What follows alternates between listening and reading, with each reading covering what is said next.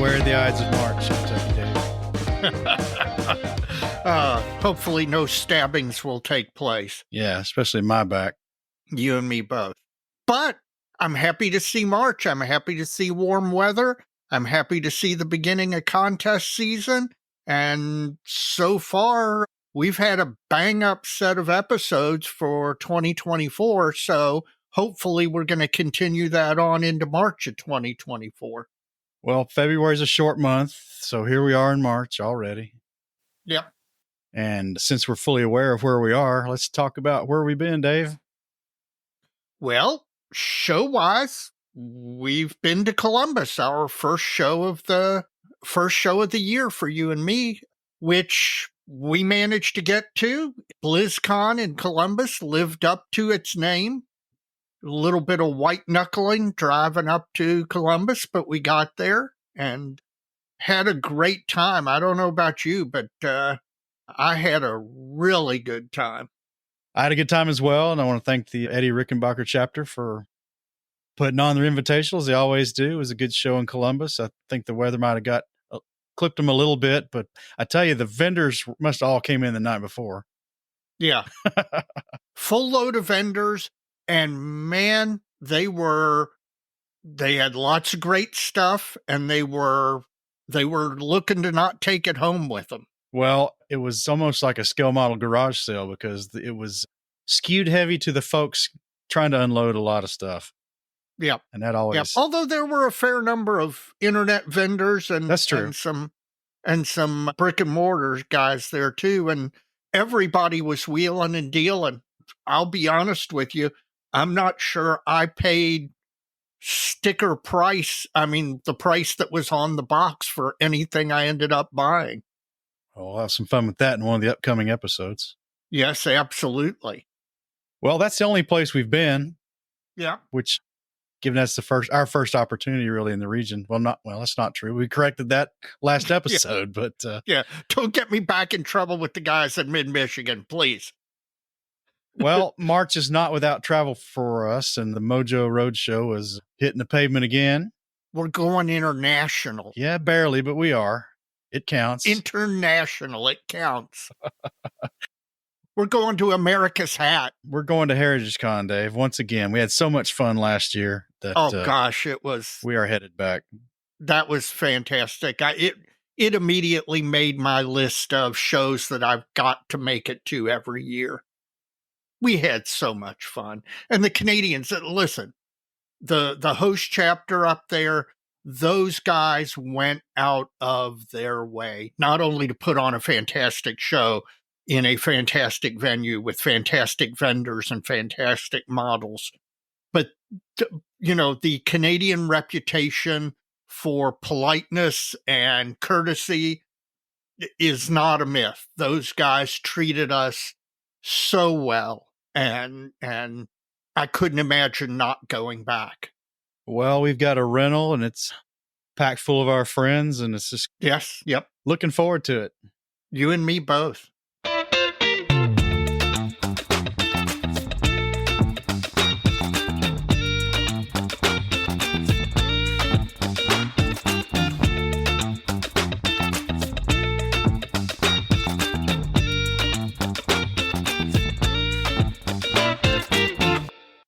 Well, Dave, on the episode front, we've got 2 in March, and yes, we do. They're going to be interesting because they're kind of reaching a couple of the corners on the modeling spectrum. Yes. Yep. Folks who are listening out there who are IPMS members should have seen in the last journal some really interesting builds of the old monogram Freddy Flyplogger kits. These are kind of the way out. Who else had them? Hawk had some called Weirdos that testers reboxed, and then there's some Rat Fink ones too that maybe, I don't know, MPC or Monogram or Revell probably did those. I don't remember who did the Rat Fink ones, but all along those cartoons that kind of went along with the gasser and the hot rod culture of the mid and late 60s. Yep. Well, the modeler's Mr. Mark McGovern, and when I saw the article, I was like, yeah, this is kind of above and beyond what most folks do with these kits. And I was really impressed. So I got on his website, and then I got even more impressed because he's into all kinds of stuff like that. Aurora monsters and you name it. So we're going to talk about that stuff with Mr. McGovern in episode 111. And then one of the other corners we're going to touch on the modeling spectrum, we're going to go back and hit real space again with our old friend Mike Idacavage. Now, Mike was in our last show shout out because they're getting ready to host, at the time of this recording anyway, the AtlantaCon down in Atlanta. But about the time he wraps that up, he's going to be coming back on the show as a guest to talk about real space modeling and his journey in that genre and all he's had going on in that sphere over the years. Yep. And there have been a lot of developments, both in the modeling end of real space with some new kits and with a lot of 3D stuff coming online. And then in addition, real space, of course, is interested in real space. And there have been a lot of developments in real space and, lots to talk about.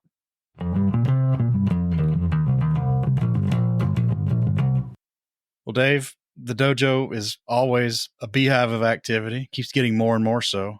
It does. We're up to within a score or two of 4,000 members. We'd like more. So if you're a listener and you're on Facebook and you haven't joined the dojo, please do. It's just a fantastic group of modelers. I've said again and again how much I enjoy the community, which is the biggest part of the joy that I've gotten out of the podcast, which was wholly unexpected. And the other thing is the guys posting their work. I looked at the dojo just today, right before we were recording, and there were posts with car builds, with aircraft. There was a post of somebody who was graffitiing up a dumpster. There was just the depth and breadth of modeling and all sorts of different stuff, people doing different techniques, photos of finished models, but a lot of photos of the in-progress stuff.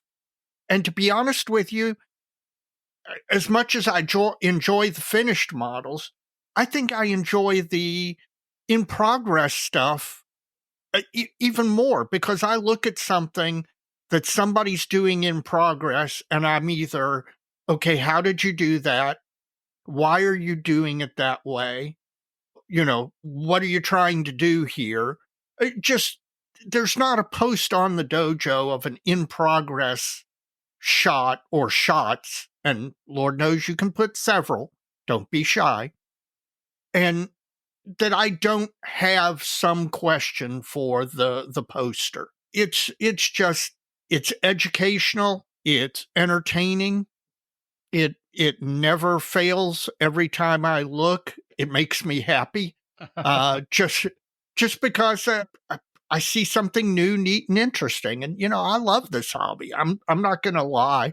I really enjoy this hobby. I get a lot of happiness out of it, and that's a big part of it.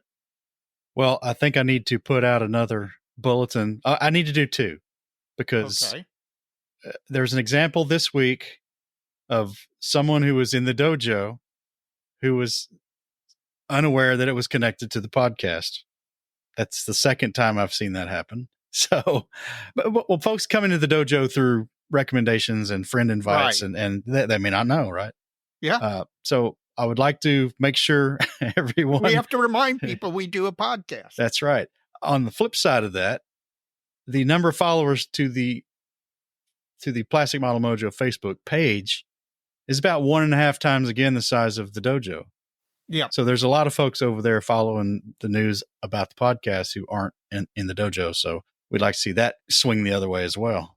Yeah, we got to get them moved over. Oh, and I have a special shout out. There was a great post today by our friend Andrew White from the Model Geeks podcast, who was listening to our last episode, and particularly the part where Evan and I were talking about getting a fingerprint into a model finish and what you can do about it and all of that stuff.